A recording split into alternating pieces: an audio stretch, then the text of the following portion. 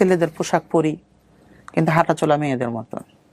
কথা সাথে ঘুমের ওষুধ মিলাতে ঘুমাই যায়, চুলগুলা কেটে দেয়। আমি কি কেন বাড়ি যাওয়া হবে না, কয় তোমাকে বিক্রি করে রেখে গেছে। 6 বছর পরে জানলেন এটা? জি। উঠলাম মেয়ে, নামলাম ছেলে। কেন আমি তো এই পোশাক গেলে আমাকে বাড়িতে উঠতে দেবে না, কিন্তু আমার জন্য আব্বুর লাশটা রাখা হয়নি।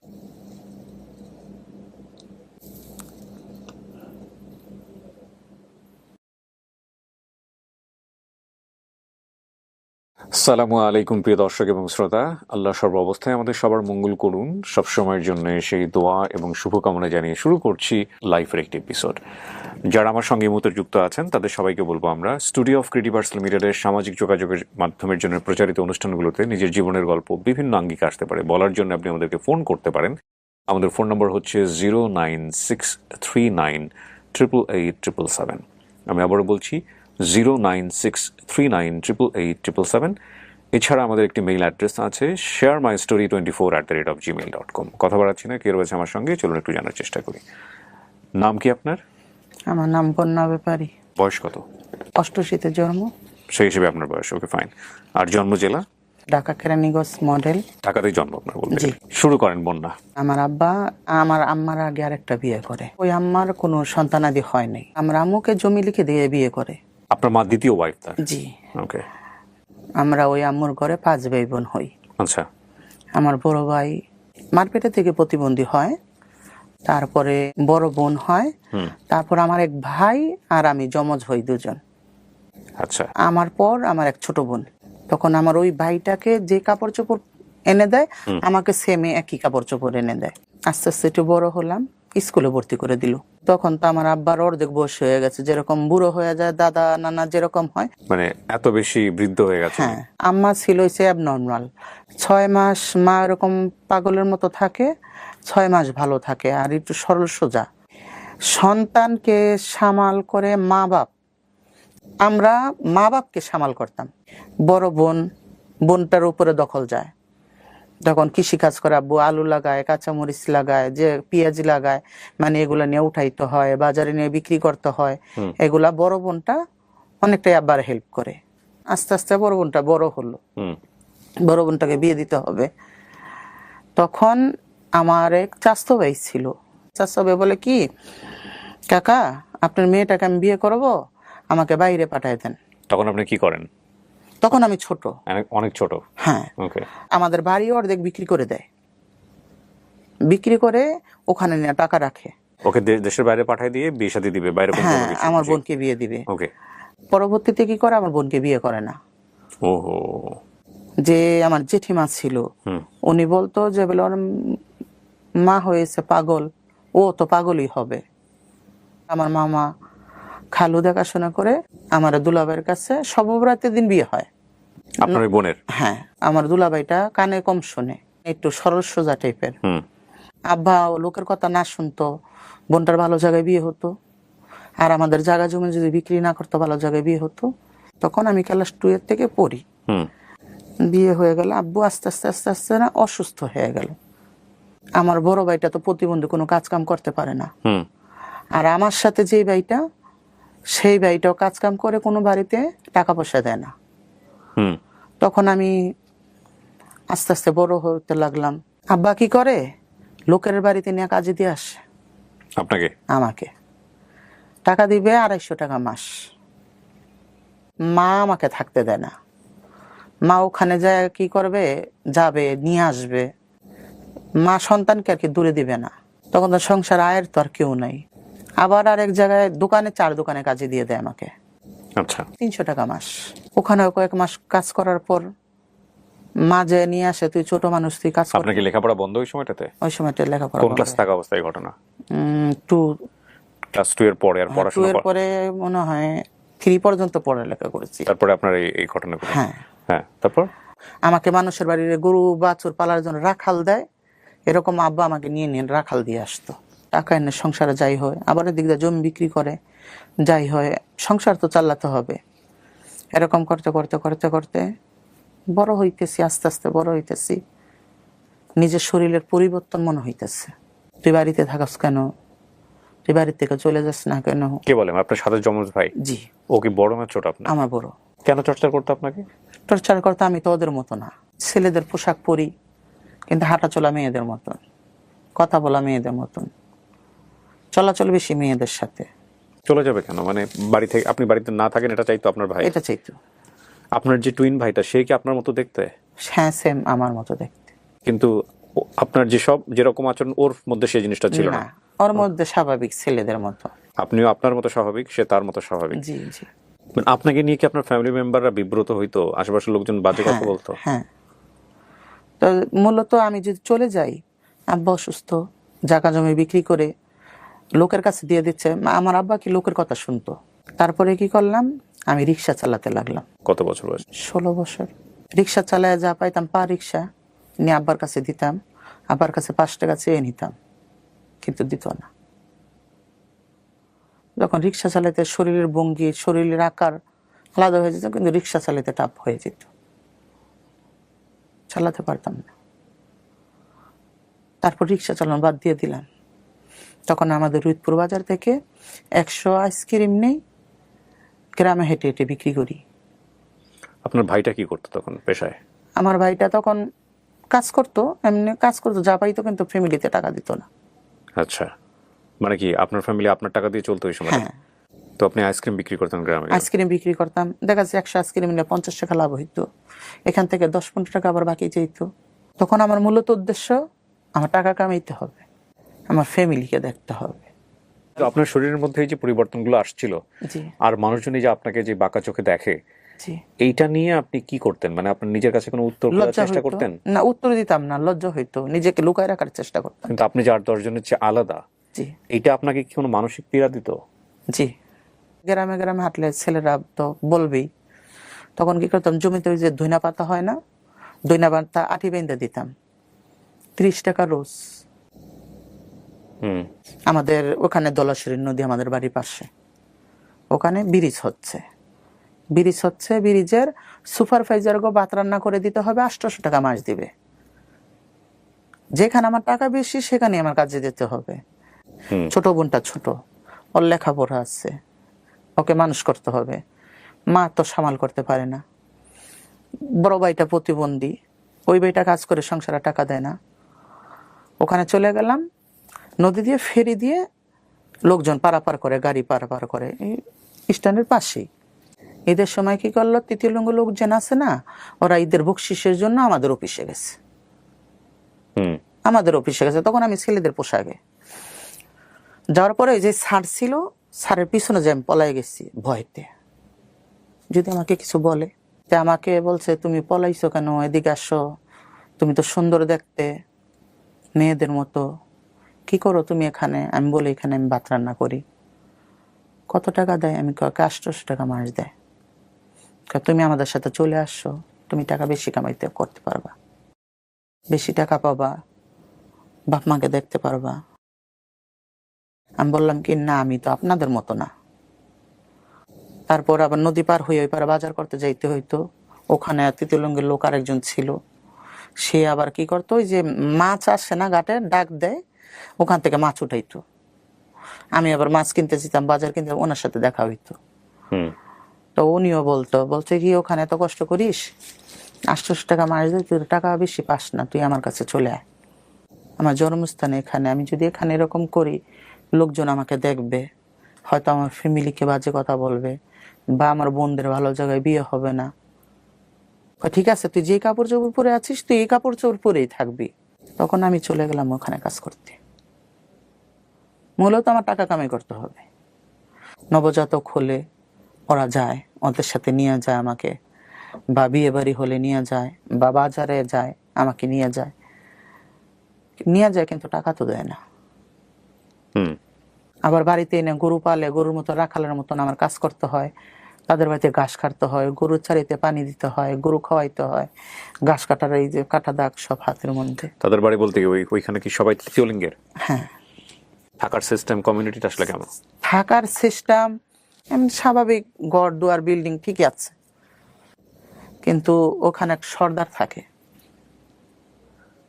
সর্দারের আন্ডারে থাকতে হবে। 1,000 টাকা ইনকাম করে নিয়ে আসছো, গাড়ি খরচ খাওয়ার খরচ 200 চলে গেল, থাকে কত 800 টাকার থেকে তাকে অর্ধেক দিতে হবে, তোমরা 3 জন অর্ধেক নিতে হবে। আচ্ছা, এই সর্দার আপনাকে কি বেনিফিট দিবে? কিছুই না, তুমি কাজ করে ওই যে পাচ্ছ, এখানে তার কোনো বেনিফিট নেই। সর্দার কি আপনাকে কোনো আশ্রয় দিবে? হ্যাঁ, ওনাদের সাথে থাকতে হবে, ওনাদের কাজকাম করতে হবে, ওনাদের দেখা যাচ্ছে রাতের 12টা 1টা পর্যন্ত ওনাদের হাত পা টিপতে হবে, ওনারা যেভাবে বলবে সেভাবে চলতে হবে। এটা আপনার লাভ কি? এতে আমার লাভ হয়েছে ওই যে আমি ওদের সাথে কাজ করি, ওদের সাথে কাজ করে দেখা যায় 3 জন গেছি, 400 টাকার তেন আমি ভাগ পাইলাম। এটা তো আপনি একা একা করলেও পারেন। একা করতে তো দিবে না। এই হিজড়া কমিউনিটি দিবে না আসলে করতে? না, দেখা যাচ্ছে আমি যদি একা করতে যাই তাহলে এরা দল ধরে এসে আমাকে উঠাই নিয়ে যাবে, কঠিনভাবে মারধর করবে। আচ্ছা। আর তখন তো আমি বুঝি না, ছোট, আর এত কিছু ওদের মতো চালু না, আমি জানি না এত কিছু, আমার তো শিখতে হবে। এরকম চলতে চলতে চলতে চলতে তখন আমার বাড়ির পাশে নাম একটা সর্দার ছিল। আচ্ছা। ওখান থেকে আমাকে নিয়ে আসে। আমার যখন ওই সুপারভাইজারে কাজ করতাম ওখান থেকে কিন্তু আমাকে হাত ধরে নিয়ে আসে।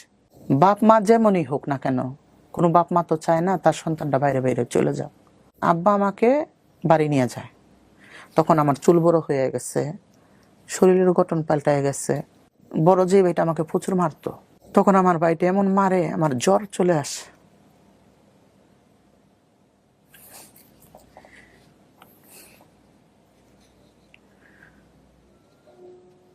আমার মার কাছে জ্বরের ওষুধ এনে দেয়, সাথে ঘুমের ওষুধ মিলাতে ঘুমায় যায়, চুলগুলা কেটে দেয়। এরকম করে মনে করেন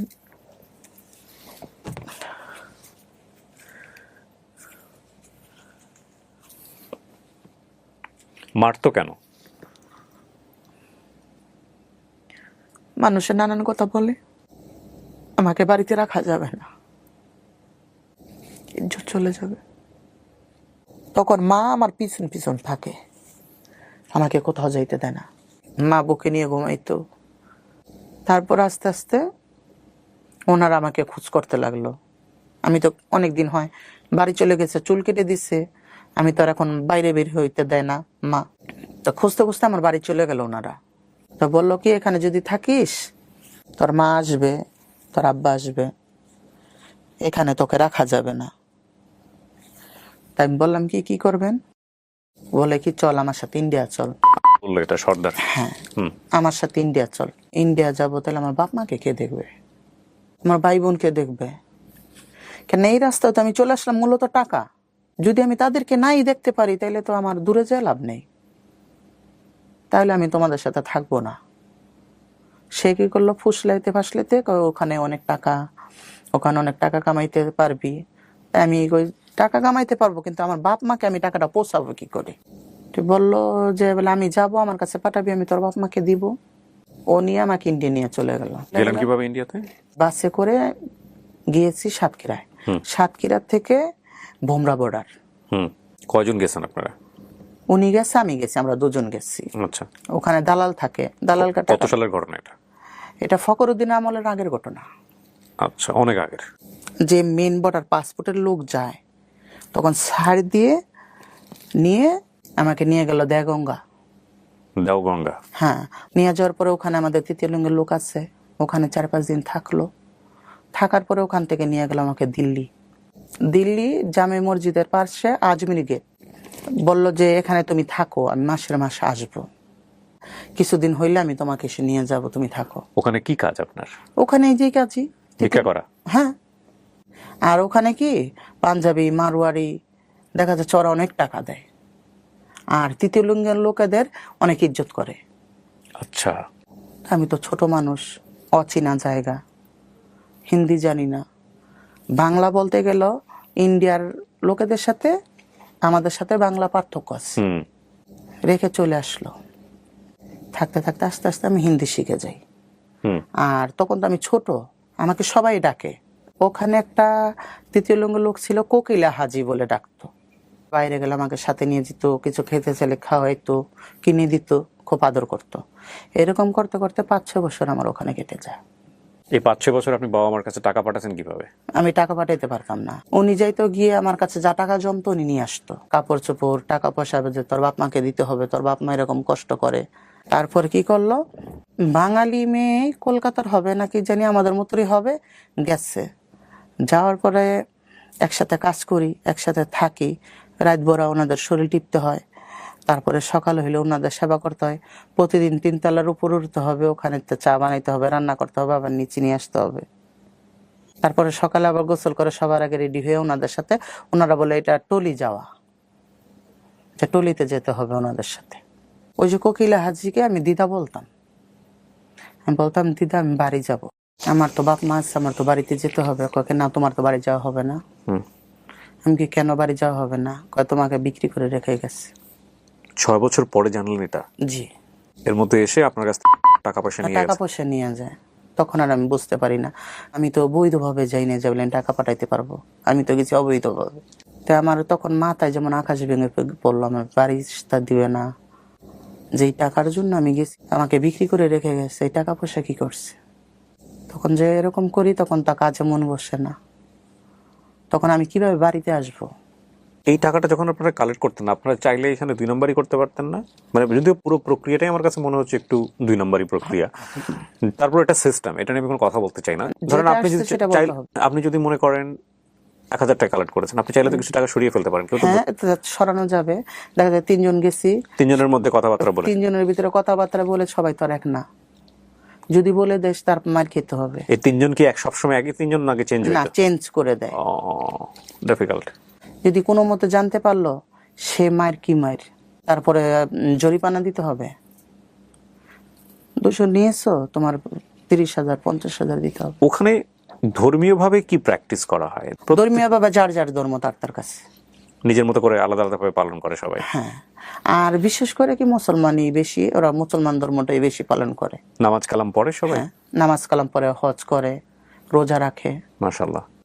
নামাজ পড়ে, বাড়িতেও পড়ে, মসজিদে যাওয়া পড়ে, মসজিদও গিয়েও পড়ে। হ্যাঁ, যেরকম মক্কা শরীফ মহিলা, তৃতীয় লিঙ্গের লোক, পুরুষ পোলা সবাই নামাজ পড়ে, এরকমই। ওখানে কোনো বাধা দেয় না কেউ? কোনো কিছু কিছু বলেনি কখনো? বললে ওনারা হয়তো ওই সিস্টেমে পাঞ্জাবি পরে, জুব্বা পরে, দেখা যায় হাজি রুমাল দিয়ে মাথা টাথা ডেকে ডেকে সুন্দর করে অজু টজু করে। আচ্ছা, না, এই বিষয়ে আমার জানাশোনা খুবই কম, আমি প্রশ্নটা আসলো বলে করলাম। আমার হয়তো ইউটিউব থেকে দেখে নেওয়া দরকার ছিল এই মুহূর্তে, আমি জানি না, হয়তো দেখেও নিব। আপনারা আমাকে একটু দয়া করে বলবেন কিনা আমার এই ইউটিউবের ভিডিওর নিচে কমেন্ট সেকশনে এসে, থার্ড জেন্ডার বলি বা তৃতীয় লিঙ্গ বলি বা আমাদের ভাষায় যেটা প্রচলিত আছে, হিজড়া যারা আছেন, তারা কি মসজিদে গিয়ে নামাজ পড়তে পারেন? যদি পারেন তাহলে এটার সিস্টেমটা কি? শারীরিকভাবে মেল কিন্তু ফিমেল, ন্যাচারালি ছেলেদের হয়েই তো পৃথিবীতে আসছেন, ছেলেদের যেরকম না, ওরকম ছিল না। তাহলে ছোটবেলাতেই আইডেন্টিফাই করার কথা ছিল যে, আইডেন্টিফাই তো বাপ মা ঠিকই জানে। বাপ মা তো ওই যে আমার ভাইটাকে যেভাবে কাপড় চোপড় পরাইছে, আমাকে তো সেভাবে পরাইছে। বড় হওয়ার একটা পর্যায়ে আপনি অনুভব করেন যে আপনি মেয়ে, আমি মেয়েদের মতন, রাইট। সো এই যে বড় অনুভবের যে জায়গাটা, সে মনে করছে মেয়েদের মতন সে। এখন সে যদি নামাজ পড়তে চায়, সে কি মসজিদে গিয়ে নামাজ পড়তে পারবে? এইটাই হচ্ছে আমার কোয়েরি, আমার জানা নাই। আমি আবারও বলছি বিনয়ের সঙ্গে। সো এই বিষয়ে যদি আপনাদের কোনো জানাশোনা থাকে, আপনারা এসে কমেন্টস করেন, আমি একটু জেনে নিব, যাতে করে পরবর্তী ভিডিওতে এই বিষয়গুলো আমার প্রশ্ন করাটা অনেক বেশি ইজি হয়। ঠিক আছে, তারপরে কি হলো? মেয়ে আলাদা, ছেলে আলাদা, কিন্তু আমি যেন মাঝখানে একজন। আমার হাঁটা চলা মেয়েদের মতন, আমার অঙ্গভঙ্গি মেয়েদের মতন, আমার মেয়ে সাজতে ভালো লাগে। আপনি যেটা বলছিলেন যে আমাকে বাড়িতে যেতে হবে, আপনি রাস্তা খুঁজছিলেন। হ্যাঁ, বাড়িতে যেতে হবে। এরকম করতে করতে বাড়িতে যাওয়ার তো কোনো রাস্তা পাচ্ছি না, কিভাবে যাব? তখন আমার বাড়ির সাথে কোনো যোগাযোগ নেই, ইনটোটাল বন্ধ। ওই খবর পাই, না গেলে খবর পান না? না গেলে খবর পাই না। তখন এক ক্ষেত্রে কি করলাম, আমি ওখান থেকে পালাইলাম। পালানোর আগে আপনি জানতেন যে কোথায় পালাবো, কি করব না করব? কিছু না, আমি জানতাম না, কিছু না জেনেই আমার কাছে স্লিপ 200 টাকা। এই 6 বছরে আপনার কোনো কার্ড হয়েছে এখানে? না, কোনো কিচ্ছু হয়নি। হয়নি। এটা রিস্কি না? হ্যাঁ, ওখান থেকে পালাইয়া আজমিরি গেটের পাশেই ট্রেন স্টেশন, লোকাল ট্রেনে উঠলাম। লোকাল ট্রেনে উঠে আমি কলকাতা চলে আসলাম। কলকাতা চলে আইসা হাবড়া নামলাম। হাবড়া নামার পর ওখানে আবার আর তিতিলুঙ্গের ঘরে যাই আমি উঠলাম। চিনলেন কিভাবে, জানলেন কিভাবে? ট্রেন টাকা উঠায়, ওনাদের সাথে পরিচয় হলো। আমি কান্না করতেছি, তখন নিয়ে গেল আমাকে রানাঘাট। হ্যাঁ। রানাঘাট, ওখানে বাঙালি আছে, ওদের সাথে কথা বলতে পারি। এরকম করতে করতে ওখানেও টাকা কামাই, সেম একই অবস্থা। টাকা পাইতেছি না, তো টাকা তো খেয়ে নিচ্ছে। সবার সাথে সবার কালেকশন আছে, সবাই সবাইকে চেনে। সবাই সবাইকে চিনে। তো এরকম করতে করতে আবার ওখান থেকে বের হয়ে আমি বর্ডারে চলে আসলাম। আমি তো বর্ডার পার হতে পারবো না, বেলাকে গিয়েছি। তখন আবার ঘুরে দেগঙ্গা চলে গেলাম। জেলা বললাম কি, জেলা আমাকে রাখেন, আমি আপনাদের সাথে কাজ করব। দেবগঙ্গা গিয়ে কাকে বললেন এটা? যে সর্দার থাকে ওনাদেরকে বললাম। আচ্ছা। আর আমাকে সবাই পছন্দ করতো, হয়তো এক জায়গায় গেলে 2 পয়সা আমি বেশি পাবো। তো ওখানে থাকলাম, থাকার পরে ওখানে বাংলাদেশের থেকে লোকজন যাতায়াত করতো। কিছুদিন থাকার পরে ওই বাঙালি লোকের সাথে আবার বেলাকে আবার বাংলাদেশে চলে আসলাম। আচ্ছা। বাংলাদেশে চলে আসলাম সাতক্ষীরায়। তখন আমার কাছে টাকা নেই, রাত্র হয়ে গেছে। রাতে আমি কোথায় যাব? ওখানে তো আমার কেউ নাই। সাতক্ষীরা নিউ মার্কেটের ওখানে 4 দোকানে বসলাম। তো 4 দোকানদার আমাকে দেখে বলছে কি, তুমি জায়গায় যাবা? কোন জায়গা? মানে জায়গার সর্দার, সাতক্ষীরার সর্দার। ওকে। তাই আমি বলছি, উনি কি করে? কয় কেন, ওই জায়গায় তৃতীয় লিঙ্গর লোক, অনেক লোক থাকে, তুমি কি যাবা? আমি বলছি হ্যাঁ যাব। তো তখন আমাকে ওনার কাছে নিয়ে যায়। তখন ইরিকা তেরাল দিয়ে এই সমান কাদা, এই কাদা পানি ভাঙ্গা আমার এক চকের মাঝখানে উনি বাড়ি করছে, গোলপাতার একটা ঘর। গিয়ে দেখি ওনার ওই জায়গায় পুরুষ পোলারা বাজে নিশা করে, কেউ গাঞ্জা খাচ্ছে, কেউ মদ খাচ্ছে। ওখানে আমার থাকতে হবে। কেন, আমার তো টাকা নেই, আমি বাড়ি আসবো কি করে? সাতক্ষীরার থেকে একটু দূরে বাজার, ওখানে আবার ওনার শিষ্য মেয়ে থাকে। তো ওনার শিষ্য মেয়ে প্রতিদিন ওনার কাছে যায়, যে কাজ করা, দোকানে টাকা উঠানো, হয়তো বেবি হইলে ওখান থেকে টাকা আনা, বিয়ে বাড়ির থেকে টাকা আনা। উনি সকালে যায়, কি করে, নিউ মার্কেটের ওই পাশে হোটেল আছে সোনারগাঁও, ওখানে বসে ওই বাড়ির থেকে যারা থাকে আসে, আইসে একসাথে কাজ করে। উনি আর ওই বাড়িতে যায় না, উনি ওনার বাড়িতে যাওডাঙ্গা ব্যাক করে। তাই আমি বললাম কি, নানু আমি তো এখানে থাকবো না, তাহলে ওনার সাথে চলে যাই। উনির সাথে সকালে আসবো, আমি কাজ করে দিয়ে ওনার কাছে চলে যাব। কয় না, যাওয়া যাবে না,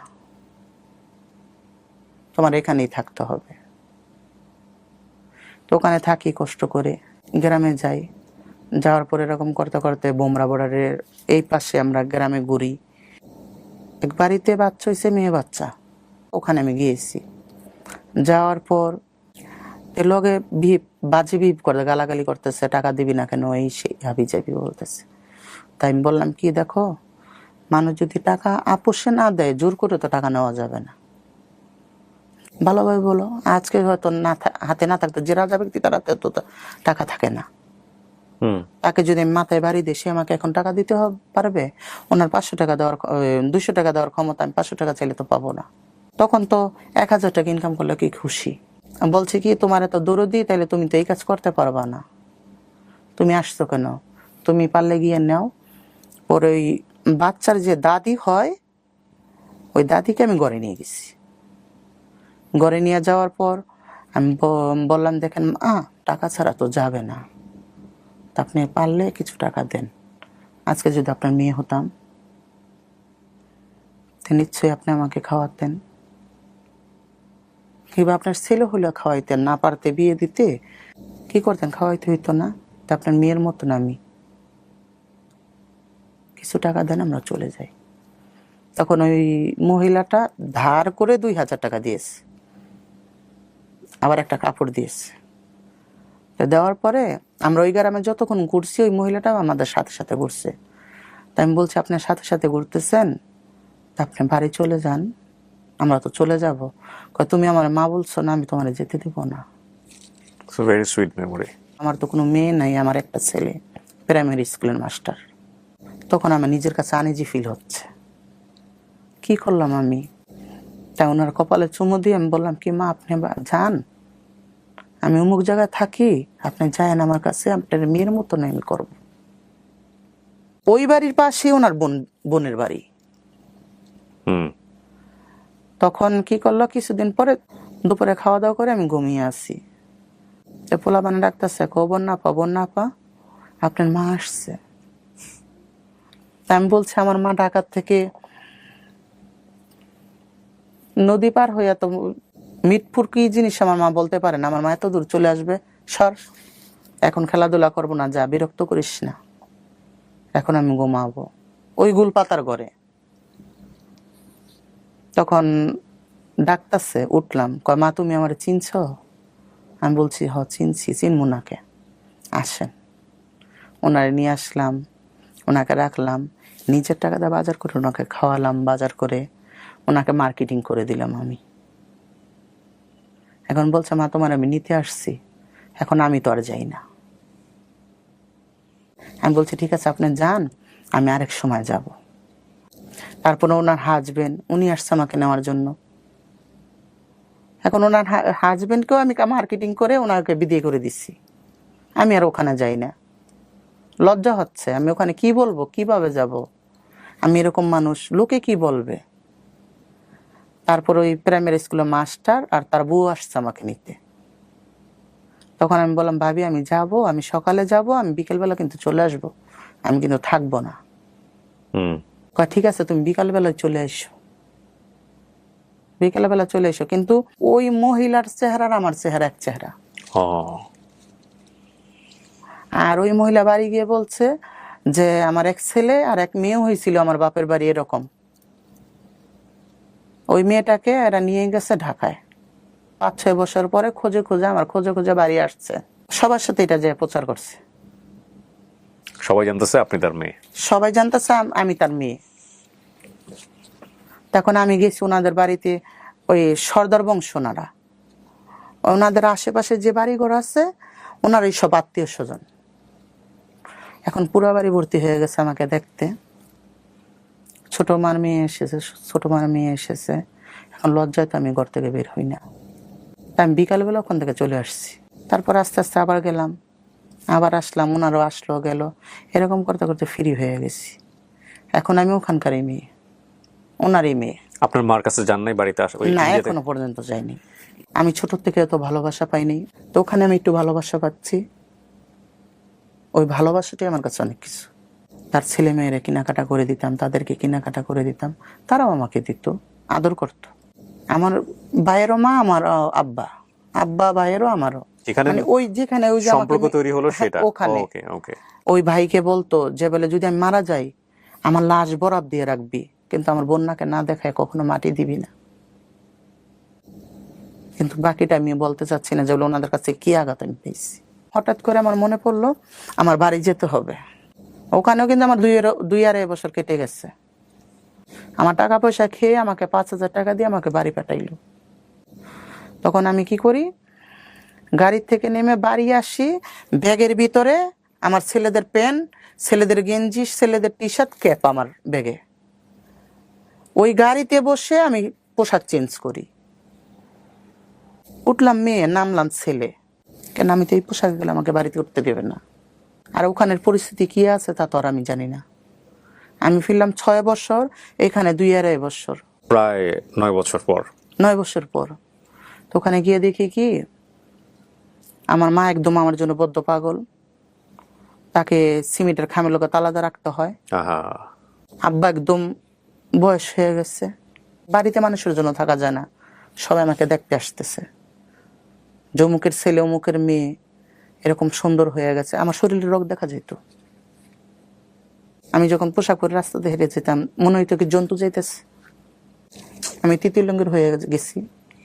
তারপরে কি করলাম, আমি চলে আসলাম সেই সাতক্ষীরা চলে আসলাম, কিন্তু মোবাইলে 7 টাকা 8 টাকা মিনিট কাটে, বাড়িতে কন্টিনিউ আমি যোগাযোগ করি, দেখা যায় 4-5 মাস থাকলাম, 4-5 মাস টাকা নিয়ে আর কারো কাছে টাকা দেই না, টাকা নিয়ে বাড়ি চলে আসি, বাড়ি এসে আব্বার কাছে টাকা দিই, আব্বার সংসার চালায়। 4-5 দিন থাকলাম, আবার চলে গেলাম, ওখান থেকে টাকা কামাইতে তখন আমার বড় যেই ভাইটা, ওই ভাইটাকে বিদেশ পাঠাবে, আব্বার জমি বিক্রি করলো, আবার আমিও কিছু টাকা দিলাম, ভাইটাকে সৌদি আরব পাঠালাম। ফখরুদ্দিন আমলে আব্বু স্টক করলো, তখন অবরোধের সময় আব্বু স্ট্রোক করছে, হসপিটাল ভর্তি, তখন আমি ঢাকা আসি। তখন আব্বুর টাকা পয়সা দিয়ে চিকিৎসা করালাম। চিকিৎসা করার পরে ডাক্তার বলল আর ভালো হবে না, প্যারালাইস হয়ে গেছে। তখন বাড়ি নিয়ে গেল। বাড়ি নিয়ে যাওয়ার পরে এখন আমি তো আর বাড়ির থেকে কোথাও যাব না। তখন বড় বোন আমাকে বলল যে তুই যদি বাড়ি থাকিস তে আব্বু চিকিৎসা কিভাবে চলবে, সংসার কিভাবে চলবে। তখন আমি বললাম কি, তাইলে এই নাম্বারে যদি আমাকে ফোন দাও তাইলে তুমি পাবা। কহ তুই যা। তখন আমি ওখানে যা কাজ করি, টাকা পাঠাই, আব্বুর চিকিৎসা হয়, সংসার চলে। আব্বু 18 দিন 19 দিন পরে মারা গেল। মারা যাওয়ার পরে আমার সন্ধ্যার দিকে ফোন দিছে। দেওয়ার পর আমি তখন তো হরতাল অবরোধ, ফখরুদ্দিনের আমল। আমি সারা রাত গাড়িতে ছিলাম, আস্তে আস্তে সকাল 10টা বাজছে আমার বাড়িতে গেছে, কিন্তু আমার জন্য আব্বুর লাশটা রাখা হয়নি।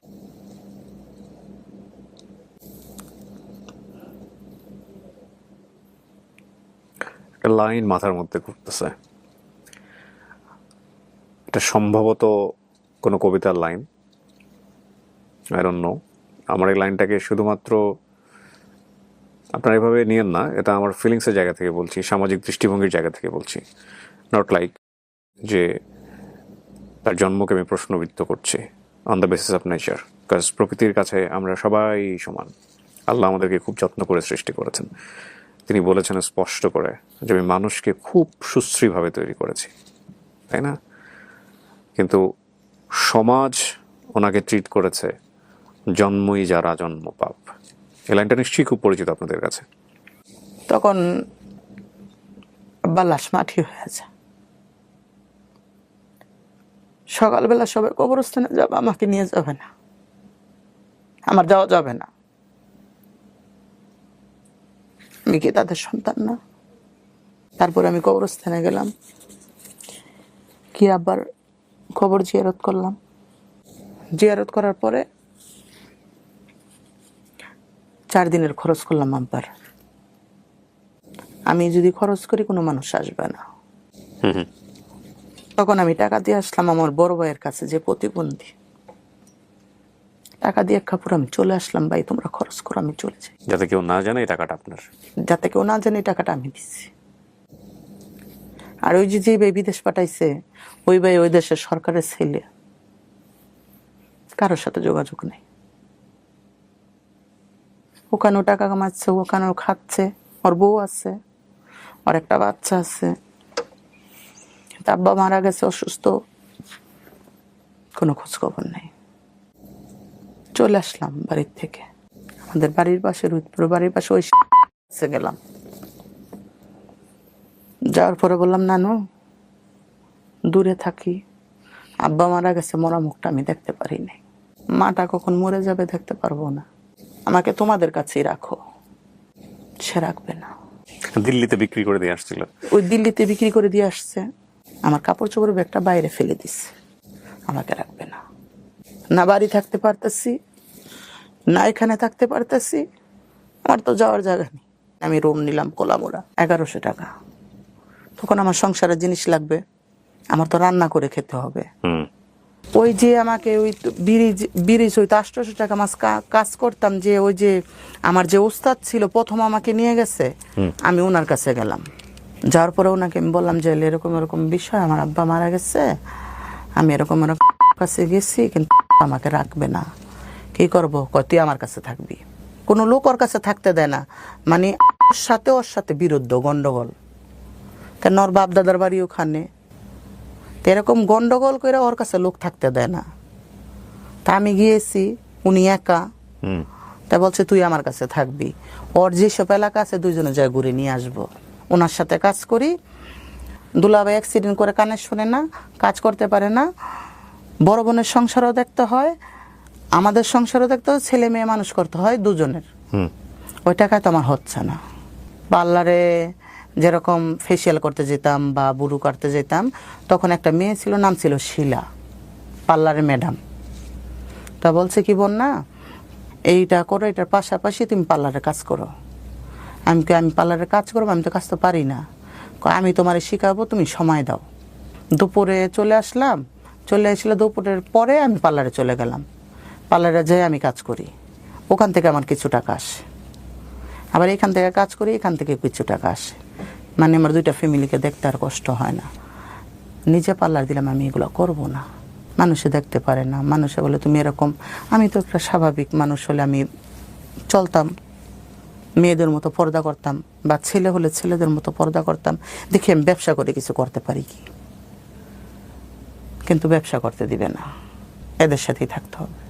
ঠিক আছে, ব্যবসা বাদ দিয়ে দিলাম। কিন্তু ওনাদের সাথে থাকার পরে যেন ওনাদের টাকা ইনকাম হয়, ওই টাকায় তো আমার হয় না। চলে গেলাম আমি যাত্রা গানে। যাত্রা গানে সার্কেস।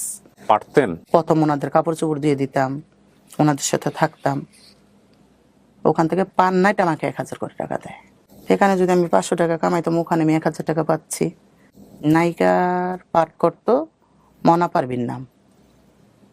উনি বললো কি যে বলে লোকের কাপড় চোপড় ধুয়ে রান্না বান্না করে এভাবে তোর তো হবে না, তুইও মঞ্চে কাজ কর। আমি তো পারি না। পর্দার ভিতরে আমি তোরে শিখাই দেব। তুই পারবি না কেন? উনি আমাকে শিখাইতো। একদিন শিখাইতে শিখাইতে সাজায় টাজায় আমাকে মঞ্চে উঠাই দিছে। দর্শক দেখে লজ্জা আমি নেমে চলে আসছি, যে নাম আমি পারবো না। কত পারতেই হবে। দেখা যাচ্ছে শীতের সিজনে আমি ওনাদের সাথে যাত্রা গানে কাজ করতাম, আর গরমের সিজনে তিতিলুঙ্গের লোকের সাথে কাজ করতাম। এরকম করতে করতে আবার পার্লারের কাজও করতাম। তখন আমি ভাড়া থাকি, ওখানেই স্বামী স্ত্রী দুজন ভাড়া থাকে। মহিলাটা সরল সোজা, একটু পাগল টাইপের। যখন আমি রান্না করি তখন ওই স্বামী আর মহিলা আমার কাছে এসে খাড়ায় থাকে। আপা আপনি কি করেন? আমি বলছি ভাই আমি পার্লারে কাজ করি। আপনার কি বিয়ে শাদী হয়েছে? আমি কি না। বলছে আপনার সন্তান আছে? আমি বলছি না। ওনার ওয়াইফকে বলছে নার্গিস তোমার যদি বাচ্চাটা হয় আপাকে দিয়ে দিও। তখন অবাক হয়ে গেলাম, কেন আমার নেই দেখে কি আপনি আমাকে উপহাস করতেছেন?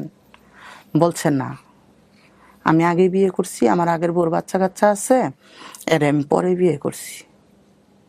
এর আগে একজন বাচ্চা হয়েছিল, ও তো ওরকম স্বাভাবিক না, বাচ্চাটা মারা গেছে।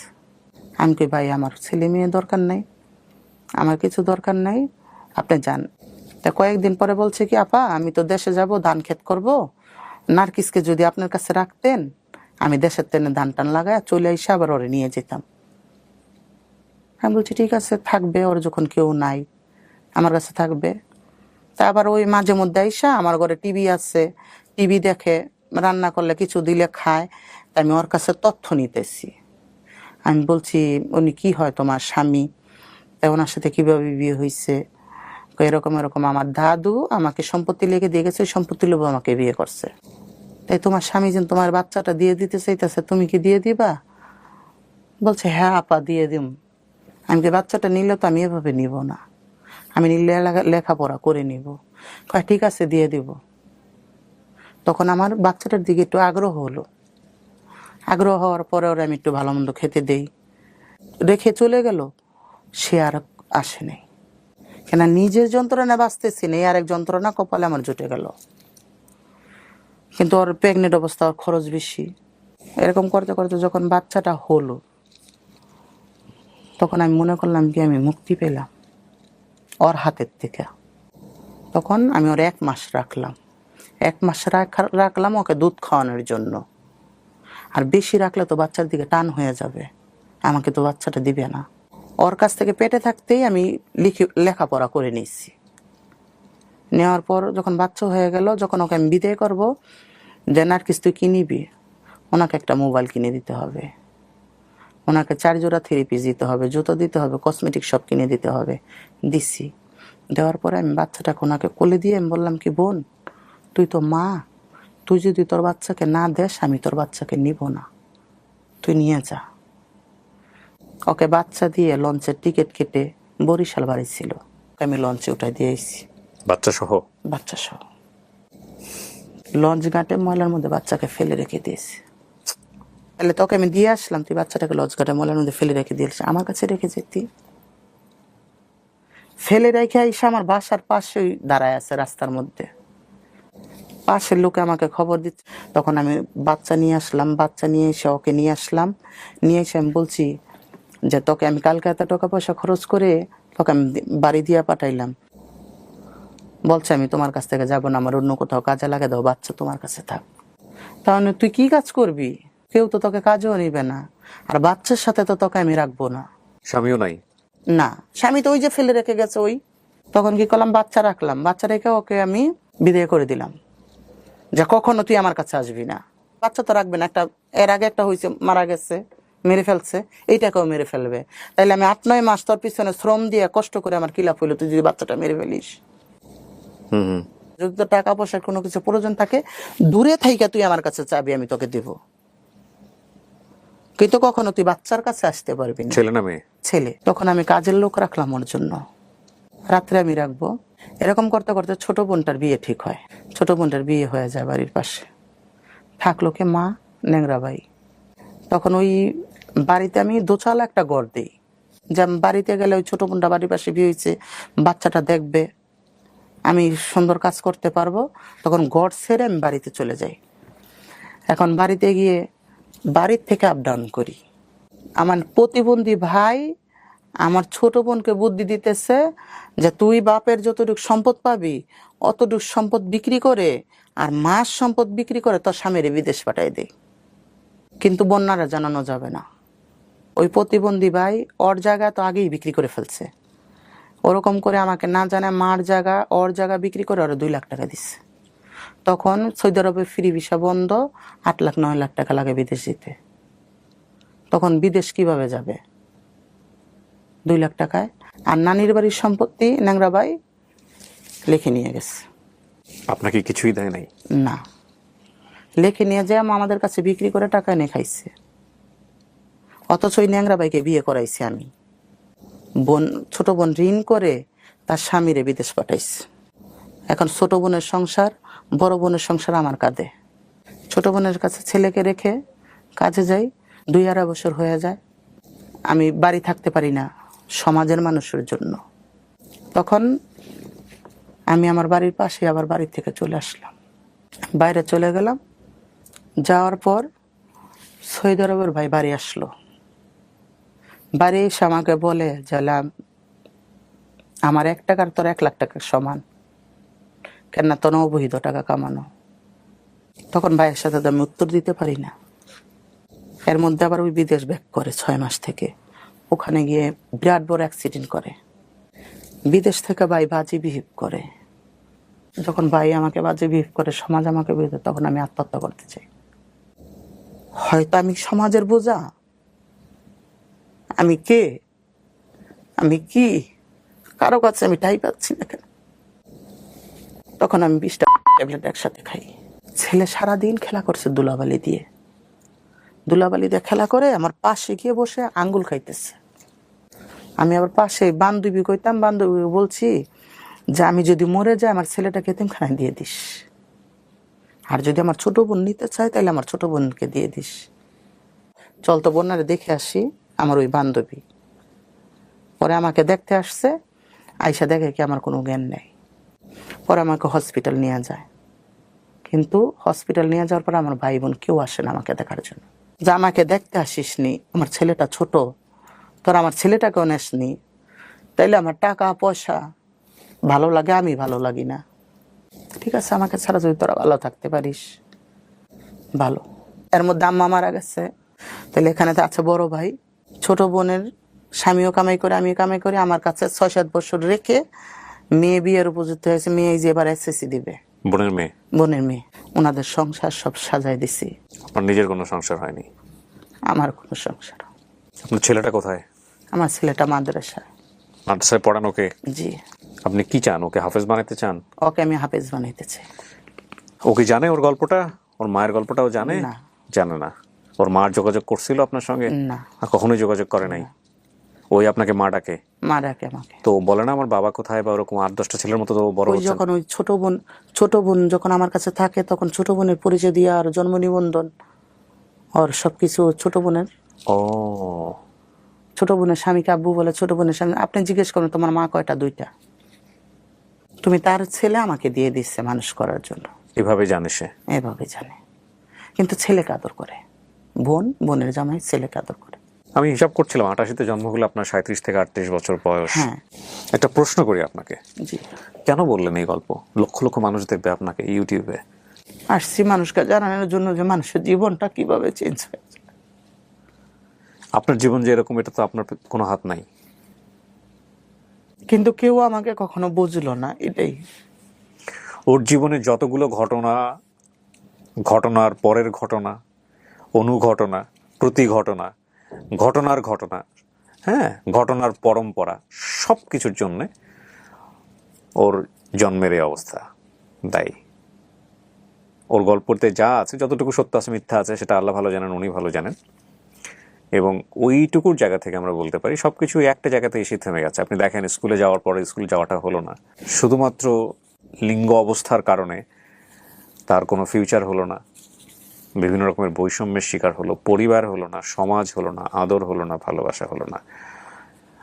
এবং আমরা এইভাবে যে কমিউনিটিটাকে আমরা আমাদের প্রাত্যহিক জীবনে যেভাবে আমাদের সামনে ওরা আসে, যেভাবে দেখে থাকি, যেভাবে ওরা প্রত্যেকটা সময় আমাদের সাথে পরিচিত হয়, বাসে, হাটে, মাঠে, ঘাটে, বিভিন্ন উৎসবে, সেটা খুবই যে কাঙ্ক্ষিত পরিবেশ আমি বলবো না, অনেকটাই অনাকাঙ্ক্ষিত। কিন্তু এই মানুষগুলোর গল্প আছে, প্রত্যেকেরই গল্প আছে, যে গল্প জানলে আপনার জায়গা থেকে তাদের সাথে খারাপ ব্যবহার করা কিংবা তাদেরকে নিয়ে যে আসলে কিছু করা উচিত, সমাজের একটা কালেকটিভ এফোর্ট থাকুক, এই চিন্তাটা অন্তত আপনার মাথার মধ্যে জন্মগ্রহণ করবে। আমি এই কমিউনিটির অনেককে নিয়ে কাজ করেছি, অনেকভাবে আমি তাদের গল্প এনেছি। আমি জানি দিন শেষে সবার গল্পই শুধুমাত্র এই একটা কারণে কেন জানি থেমে যায়, একটা কারণে সবার সাথে সবার গল্প কেন জানি মিলে যায়। এবং এই অবস্থার পরিবর্তন ঘটানো খুবই জরুরি, খুবই জরুরি। এবং আমি মনে করি এই অবস্থার পরিবর্তন ঘটতে হলে সবচাইতে গুরুত্বপূর্ণ হচ্ছে আমাদের দৃষ্টিভঙ্গির পরিবর্তন। আমি হয়তো আমার জায়গা থেকে একটা ক্ষুদ্র কন্ট্রিবিউশন রাখতে পারি এই গল্পগুলো আপনাদের সামনে এনে, সেটা কি কোনো পরিবর্তন আদৌ করে কিনা ওইভাবে দেখা যায় না। কিন্তু আমি মনে করি এক্সাম্পল সেট করতে হবে বিভিন্ন স্টেক হোল্ডারদের, সমাজ নিয়ে যারা কাজ করছেন, যার যার অবস্থান থেকে কাজ করছেন। খুব সাম্প্রতিক সময়ের একটা উদাহরণ দিয়ে আমি গল্পটা আজকে শেষ করতে চাই। উত্তরার মাইলস্টোন কলেজে যে ভয়াবহতম অনাকাঙ্ক্ষিত ঘটনাটি ঘটে গেছে, বিমানাশ্রয়ে পড়ে যে শিশুগুলো মারা গেছেন, সেখানে সেই শিশুগুলোর জন্যে একদল এরকম তৃতীয় লিঙ্গের মানুষ গিয়েছিলেন তাদেরকে রক্ত দেবার জন্য। এবং তাদের আকুতি ছিল, আমরা তো কিছু করতে পারি না, আমরা আসছি রক্ত দেবার জন্য। আমরা সমাজে কন্ট্রিবিউশন রাখতে চাই, এই রাখতে চাওয়ার জায়গাটাকে আমাদের প্রসারিত করতে হবে, আমাদের দৃষ্টিভঙ্গি বদলাতে হবে। দে আর হিউম্যান বিং লাইক আস। এই পরিবর্তনটা যদি আমরা করতে না পারি, এটা নিঃসন্দেহে আমাদের জন্য লজ্জার। আমি আপনাকে ধন্যবাদ জানাই, আপনার এই গল্পটা আমার কাছে অন্যরকম একটা অনুভূতির জন্ম দিল। এত প্রতিকূল পরিস্থিতির মধ্যে আপনি যেহেতু নিজেকে টিকে রাখতে পেরেছেন, আপনি তো যোদ্ধা, এবং আপনি সামনেও টিকে থাকবেন ইনশাআল্লাহ, ভালো থাকবেন। আপনার এই গল্পটা যারা নিজেকে অনেক বেশি অসহায় মনে করে তাদের জন্য অনুপ্রেরণা হয়ে থাকবে। আর আমি আপনাকে ধন্যবাদ জানাই যে আজকে আপনি আসছেন। আপনার ছেলে অনেক বড় হোক, সে বড় হয়ে আপনাকে মায়ের মতো দেখুক এবং আপনার দুঃখে পাশে থাকুক, এই কামনায় শেষ করছি। আমার ছেলের জন্য সবাই দোয়া করবেন, আমিও সবার জন্য দোয়া করবো, আপনাদের জন্য দোয়া জি আলহামদুলিল্লাহ। প্রিয় দর্শক এবং যাতে ওরা আমি